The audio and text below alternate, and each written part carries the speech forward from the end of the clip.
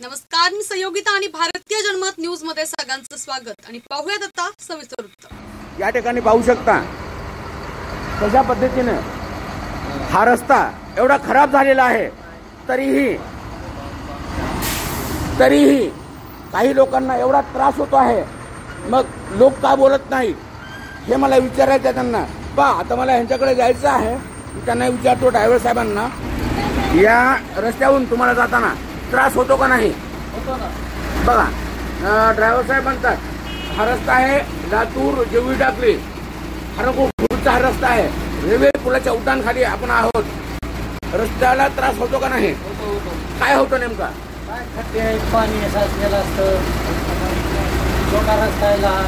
हा, अतिशय छोटा रस्ता आहे, लहान आहे, ट्रॅफिक खूप आहे या रोडवर आणि अतिशय ट्रॅफिक जास्त आहे असं यांचं म्हणणं आहे।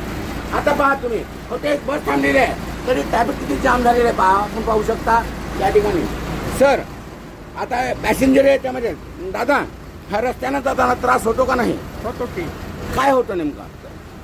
आता हे खड्डे आहेत, खड्डे पडलेले आहेत। हा, मग शासनानं हे दुरुस्त करावं का नाही?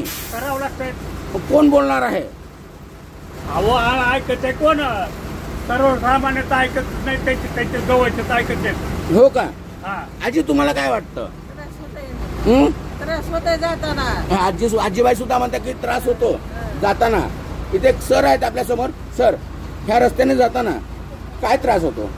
खड्डे वगैरे असल्यामुळे सगळ्या पॅसेंजरला, वयस्कर पॅसेंजर आहेत, सगळं जाताना त्रास होतो। वयस्कर पॅसेंजर असतात, वयस्कर त्याच्यामुळे त्यांना फार त्रास होतो आहे। ताई, आपण काय म्हणाल? काही नाही, रस्ते खड्डे पडलेले आहेत। अच्छा, मग दुरुस्त व्हावेत का नाही? हो ना, हो लागतं। करावे लागतील। हो, मग तुम्ही एक संदेश द्या ना महाराष्ट्र शासनाला। काय करून घ्यावं रस्ते खड्डे चांगले। अच्छा, करून घ्यावेत। काय इथं आजीबाई आहेत? आजीबाई, हे रस्ते चांगले आहेत का? नाही ते रस्ते चांगले नाहीत का?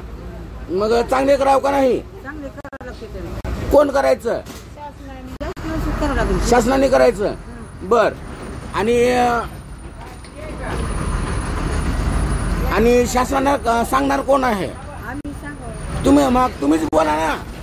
मुख्यमंत्री साहेबांनी ही रस्ते दुरुस्त करून द्यावे, म्हाताऱ्या माणसाला अवघड होईल। हा, धन्यवाद। मी शिवाजी एलवर्ती, भारतीय जनमत न्यूज, मुरुड। बातमीपत्रात वेळ झाली इथेच थांबण्याची। ताज्या बातम्यांसाठी पाहत राहा भारतीय जनमत न्यूज।